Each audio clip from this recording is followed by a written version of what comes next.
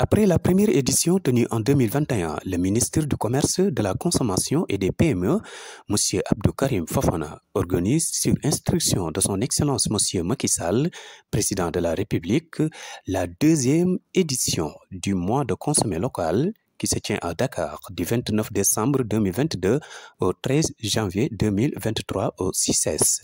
Le thème principal de cette année est consacré à la promotion du consommé local, un levier d'accroissement des investissements productifs, de développement et d'intégration régionale.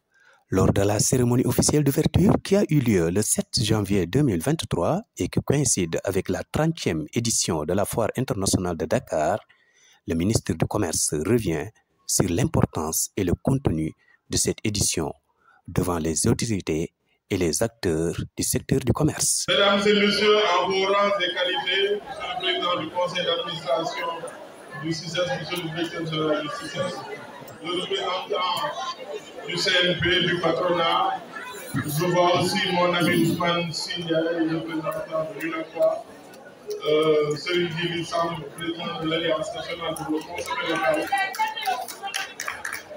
la famille du parrain de ce Ténard Ndoye, monsieur le directeur général du BOSS, ainsi que tous les directeurs généraux, j'ai vu la directrice générale de l'administratif du fonds de droit à FPT, madame la directrice du bureau de mise à niveau, monsieur le directeur de l'ADPME.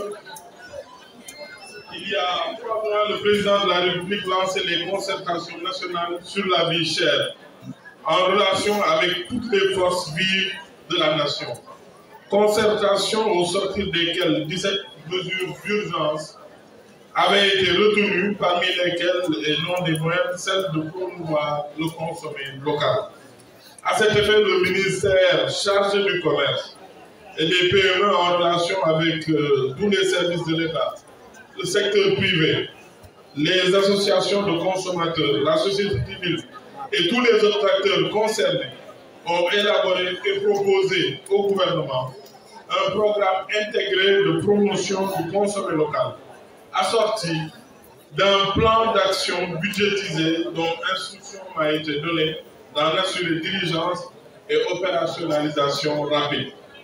2 années auparavant, à Diamniadio et en réponse au contexte précédent de crise liée à la pandémie de la COVID-19, le chef de l'État présidait également le Conseil présidentiel sur la relance de l'économie, avec l'adoption du PAP 2A, le plan d'action prioritaire ajusté et accéléré.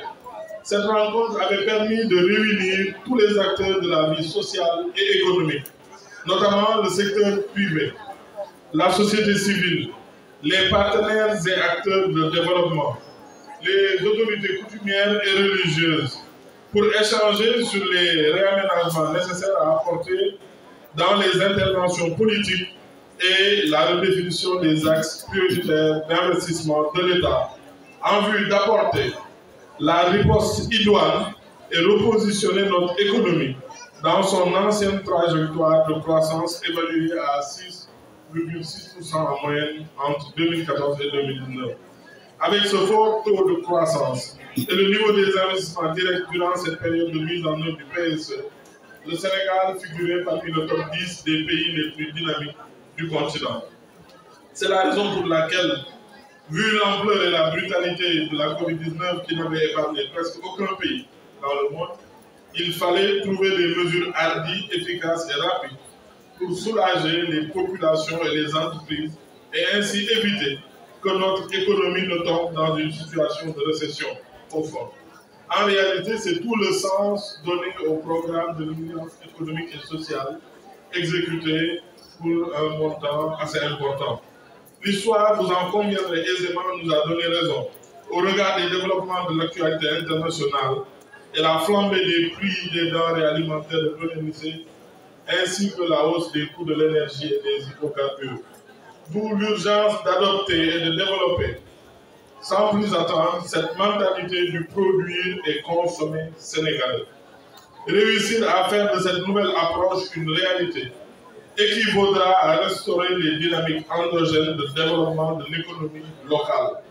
pour davantage encourager la jeunesse à entreprendre, les PME, PMI à produire plus en qualité et en quantité suffisante, les startups, les artisans et les groupements de femmes à faire davantage éclore leur talent et leur génie créateur pour transformer les ressources locales et fournir les services innovants de qualité et à haute valeur ajoutée. Mesdames et messieurs, le défi est largement à notre portée. Compte tenu de nombreux atouts et potentialités dont nous disposons en termes de ressources en terre, en cours d'eau et la jeunesse de notre population. Maintenant, pour déglu discours, c'est le dire ça, sous ça, il fait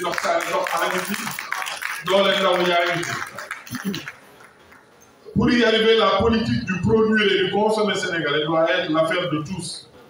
État, secteur privé, commerçants, industriels, transformateurs, artisans, les consommateurs, les religieux et la société civile. Je suis ravi de voir que le patronat, notamment le Conseil national du patronat, le CNP, a mis en place un dispositif pour appuyer les producteurs locaux. Parce que souvent, quand on parle des politiques publiques, on a l'impression que c'est le seul fait ou la seule responsabilité de l'État. Alors que chaque acteur peut impacter de son côté. La dernière fois dans notre débat, un acteur du secteur privé nous a dit « Monsieur le ministre, il faudrait qu'on soit davantage maître chez nous. » Et je lui ai rappelé que 67% de la commande publique au Sénégal est exécutée par des entreprises locales ou communautaires. Donc ça signifie que nous sommes maîtres chez nous. 67%, et ce n'est pas le rapport du ministre, c'est le rapport de l'ARMP. 67% de la commande publique en 2020, c'était 852 milliards à partager entre des entreprises sénégalaises ou de la communauté de l'UEMOA. Je suis ravi aussi de vous indiquer que l'État avait pris un engagement sur le mobilier national. Vous l'avez rappelé. On voudrait en faire plus, mais c'est déjà bien de remplir ses obligations, mais aussi d'atteindre ses objectifs. L'État du Sénégal, le président Macky Sall, s'était engagé à dédier 60% de la commande publique de mobilier aux artisans secrets. Je suis ravi de vous dire qu'en 2021 et 2022, nous sommes arrivés à 69% avec 1,4 milliard décaissés par la direction du matériel et du transit administratif, la DMTA. Sans compter le budget de 2,5 milliards qui a été destiné à la rénovation et la réhabilitation des tablements dans les écoles. Donc ça montre que l'État est en train de mettre en œuvre sa partition, sa responsabilité dans ce consommé local. L'autre point, depuis la Covid en 2020, le président de la République Macky Sall a pris une grande décision. Chaque année, 10 milliards du budget national destiné aux tenues scolaires, fabriquées localement. Et quand je dis localement, c'est pas Dakar qui fabrique pour les autres 14 régions. Monsieur le ministre de l'Artisanat est là. Ce budget est divisé au prorata de la population scolaire de chaque région du Sénégal. Et dans chaque région du Sénégal, ce sont les artisans de ces localités qui fabriquent les tenues scolaires pour les élèves de ces localités. Les artisans de Tambacounda font les tenues scolaires des élèves de Tambacounda. Les artisans de Fatick font les tenues scolaires pour les élèves de Fatick. Et ça, c'est l'initiative de l'État. Sans doute, il nous faudra faire davantage. J'imagine que c'était le vœu du docteur Tchana Ndoye à qui nous rendons hommage. C'était son rêve de voir que chacun d'entre nous, à chaque fois qu'il pose un acte de consommation, puisse distinguer ce qui est fait au Sénégal de ce qui est fait à l'extérieur. C'est la raison pour laquelle je tiens à féliciter Baye Paté et Mme Gueye Nenea, parce que je vois dans mon quotidien beaucoup de Sénégalais qui dépensaient des centaines d'euros, des milliers d'euros pour acheter de la maroquinerie de luxe à l'extérieur, l'achètent maintenant au Sénégal chez nos producteurs. Et je le vois dans le mobilier. je le vois dans les produits alimentaires, je le vois même dans l'industrie. Parce que n'oubliez pas, le Sénégal commence à être autonome petit à petit sur des sujets comme le fer à béton. Moi, j'ai constaté, par exemple, qu'il y a des appels d'offres sur les grands projets de l'État où le fer à béton fabriqué au Sénégal est certifié, accepté, alors que souvent du fer à béton importé d'autres pays n'est pas accepté parce qu'ils n'ont pas, réussi au test de résistance. Donc, comme vous l'avez dit tout à l'heure, c'est une question de conviction. C'est une question de conviction. Je pense qu'une ou deux fois, j'ai parlé dans une réunion en conseil des ministres. Quelqu'un m'a maquiné en disant vous êtes monsieur le ministre et vous parlez de consommer local. Oui, mon costume est fait par l'intérieur sénégalais. Aujourd'hui, les talents sénégalais, ils rentrent chez nous. Ils ouvrent des restaurants, ils ouvrent des industries, ils ouvrent des ateliers de manufacture. Et je pense qu'avec l'appui de l'État, ce que fait le 3FPT en termes de formation, en capitalisant l'expérience des Sénégalais de l'extérieur, nous arriverons petit à petit à améliorer toutes ces filières. Donc, mesdames et messieurs, ces défis sont à notre portée. Du côté du secteur privé, j'en appelle à une meilleure organisation, à une plus grande implication. C'est déjà le cas du CNP, notamment des conglomérats, des co-investissements, des consortiums ou des partenariats publics-privés, vous l'avez évoqué. Mais dans beaucoup d'autres secteurs prioritaires du PAP 2A, aux potentialités de croissance immenses comme les secteurs de l'agro-industrie, la pêche, l'aquaculture, et une mention spéciale aussi pour le secteur de la pharmacie. Madame la directrice de l'agence de réglementation de la pharmacie est là. Sachez qu'au Sénégal, il y a des industries pharmaceutiques qui ont été créées par les pharmaciens du Sénégal. Plus de 600 pharmaciens qui se sont mis ensemble pour créer une société pharmaceutique. Une autre société pharmaceutique soutenue par l'État, Médis Sénégal, Teranga Pharma par les pharmaciens, et qui produisent aujourd'hui dans les rayons de vos pharmacies plus de 15 molécules, à part de amoxicilline au paracétamol à d'autres médicaments. Donc, dans les rayons de pharmacie, au Sénégal, vous avez aussi du consommé local. C'est aussi l'élevage, c'est le truc. J'ai entendu quelqu'un le dire tout à l'heure aussi. Ce sont des questions de service. Le Sénégal est un bon exportateur de services, que ce soit en informatique ou sur d'autres sujets de services.